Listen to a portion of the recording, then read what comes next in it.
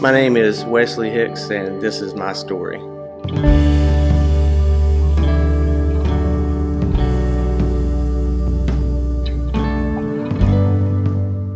In 2012, on December 26th, my wife woke up with a neck pain, and we just thought she had a cramp or slept wrong, but it was serious enough that we felt like we should go to the hospital, and we went to the emergency room. She was pregnant at the time with our first daughter. Her name was Farrah, and I'll never forget the moment that the doctor came in and said that there is no heartbeat. And I'll never forget the next words were, "We have to induce labor now, or else your wife may die." There were so many thoughts that was going through my mind, and all I could think of was, God, I don't know what is going on or why this is happening, but it hurts.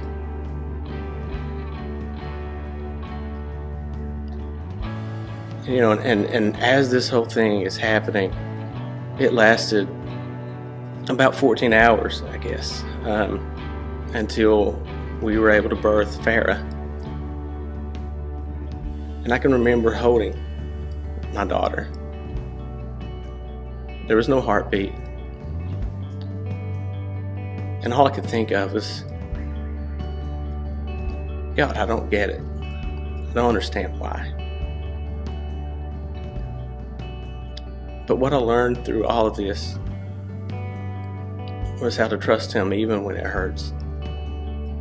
How to trust Him even when I can't make sense of things. My wife slowly recovered. She recovered over the next 3 or 4 days, and when she was out of the hospital, we buried our daughter. I can remember, searching for answers just in my own heart. I can remember her crying, weeping, and asking why God would let such things happen. And here I am. How do you answer that? How do you respond to that moment? All I knew to say was exactly what I know to say today. I don't know why these things happen, but I do know that God will work all things out for the good of those who love Him. And throughout all of this, what I saw was, or what I experienced was, I didn't relapse.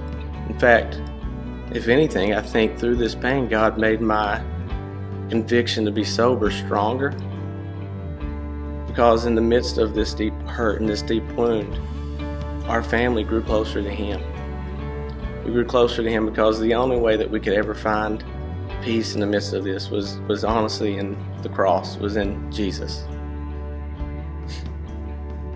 And the cool part with recovery is God has so much of a redemptive purpose in each one of our lives, and there are times that He just blows us away with His grace, and one of those ways is this year in March we gave birth to our second daughter, and her name is Mercy, and we are so blessed with this little girl. And I look at her and I see God's hand in the midst of everything about my life surrounding me, around the people in my life, and I can see how God has changed my heart and my life from relying on drugs or alcohol into a place where I rely on Him. My value is in Him, my worth is in Him, my joy is in Him. I may have never had a dad, but I have an amazing father. And I may have been a total screw up in my past, but I have a great future because it's secured in Him. And through this, God brought into our lives a 13-year-old boy. His name is Christian. And he is not ours biologically, but God has given him as a gift to us to be responsible for and accountable to. And between he and Mercy and Farrah, we've learned so much about His grace and about the redemptive purpose that He plays in our lives. And when I think of the word recovery with my life and my story, like I said, one word comes to mind, and it's hope. my hope in Christ, the hope that He always comes through in, and the fact that we can hope now, and He promises to fulfill then.